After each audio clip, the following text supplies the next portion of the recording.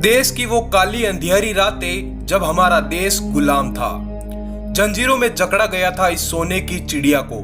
सत्ता थी गोरी चमड़ी के हाथों में। अब क्षत्रियों के भविष्य के फैसले तलवार से नहीं, कागज और कलम से होते थे। पर दिल्ली से दूर बैठा एक शेर मूंछों को ताव देते हुए सब कुछ देख रहा था। उसे इंतजार था कि अंग्रेज एक बार उसे छेड़े तो सही। वो तो ऐसा वीर था कि आंख उठाने वाले की आंखें फोड़ दे। यवन अंग्रेज उस पर हुक्म चला दे, ये उसे कैसे मंजूर हो सकता था। पर अंग्रेज अनजान थे इस वीर की वीरता से और मुंह उठाए पहुंच गए आज के रेवाड़ी। पर यहाँ से तो गढ़ अहिरवाल के शेर की सीमा प्रारंभ होती थी।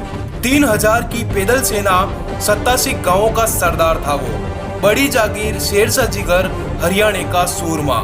नाम था अहिरवाल वंशी रेवाड़ी नरेश, वीरों के वीर राव बहादुर उर्फ राव तुलाराम। इतिहास के पन्नों में इस शेर की शौर्य गाथा की शुरुआत कुछ यूं होती है। जब राव तुलाराम मात्र 14 वर्ष के थे, तब इनके पिताजी का स्वर्गवास हो गया। पिताजी की मृत्यु के बाद राज्य का सारा भार माता पर आ गया। इसी मौके के इंतजार में बैठे अंग्रेज राव तुलाराम के राज्य को हथियाने की फिराक में लग गई। पर शेरशाह जिगरा लिए अपनी तलवार को धार देता वो वीर था तुलाराम, जिसने बचपन में ही अपनी धाक इलाके में कायम कर ली थी। इसी बीच मराठाओं ने अंग्रेजों पर दावे बोलना शुरू कर दी। राव तुलाराम ने भी अपने शौर्य का परिचय देते हुए सेना तैयार करके अपने मराठा भाइयों के साथ युद्ध के लिए निकल पड़े। वीर के सामने जो आता वो धराशायी हो जाता। बड़े बड़े अंग्रेजी योद्धाओं की ताकत को इस शेर ने टुकड़ों टुकड़ों में चीर दिया। अंग्रेजी सिपाही इस वीर की वीरता से भयभीत हो गई। ऐसा वीर जो अंग्रेजों को उठा उठा के पटक रहा था। अंग्रेजों को वीर तुलाराम की वीरता का अनुभव हो गया था। इस पर अंग्रेज तुलाराम पर क्रोधित हो गए। अंग्रेजों ने भारी सेना से वीर तुलाराम के कब्जे वाले गांवों पर धावे बोलना शुरू कर दिए। अंग्रेज राव तुलाराम की उस समय की 20 लाख की जागीर पर कब्जा करते करते 1 लाख की जागीर पर ले आए। पर तुलाराम शांत चित्त से मौके के इंतजार में थे। साल 1857 हिंदुस्तान में क्रांति के शंख फूंक दिए गए। इसी मौके के इंतजार में बैठे तुलाराम अपनी सेना के साथ हाथ में भगवा लेकर मेरठ में घुस गए। तुलाराम के आने की खबर मात्र से अंग्रेजों पर अंधकार के काले बादल छा गई। अंग्रेजों को अपनी मौत नजर आने लगी।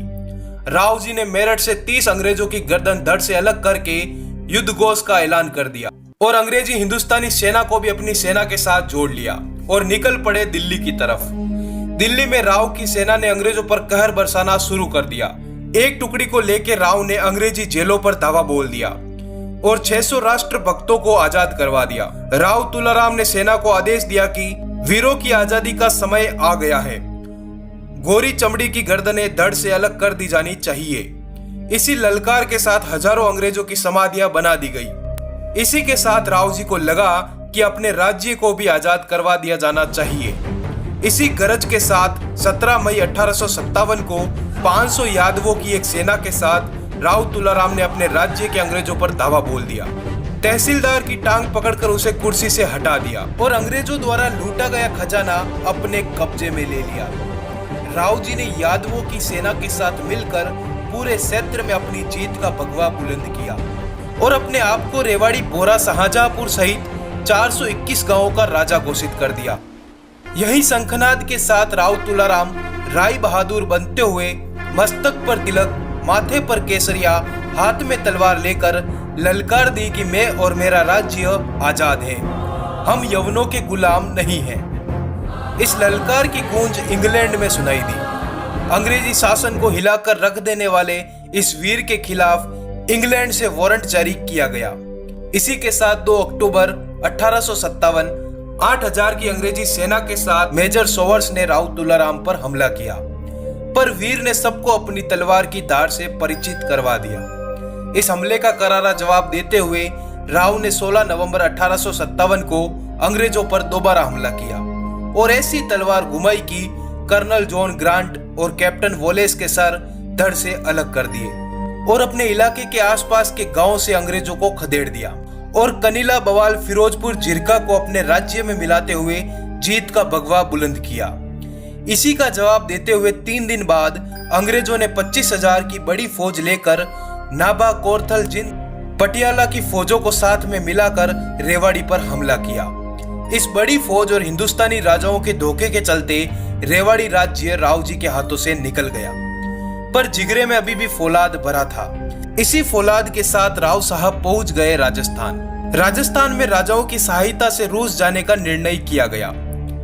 मारवाड़, बीकानेर, जयपुर के राजाओं ने राव को आर्थिक सहायता दी। राव निकल पड़े रूस के राजा जार से मिलने। आज भी राव तुलाराम के पत्र रूस के सेंट पीटर्सबर्ग के संग्रहालय में रखा है। इस पत्र में राव साहब ने कुछ यूं लिखा था कि हिंदुस्तान पर जुर्म की नई तारीखें लिखी जा रही हैं। आप शांत कैसे रह सकते हैं? इस लंबी यात्रा में राव साहब ने देश के लिए सब कुछ कुर्बान कर दिया, अपनी रियासत, अपना राज्य, सब कुछ, पर अपने कुल, समाज और पुरखों की सीख को नहीं भूले। हम नमन करते हैं ऐसे वीर के साहस को, जो अगर चाहता तो अंग्रेजों के साथ मिलकर राजा बने रह सकता था, पर उन्होंने आजादी को चुना, देश को चुना और काबुल में इतिहास के पन्नों में अपनी वीरता की दाग छोड़ते हुए दुनिया से विदा हो गए।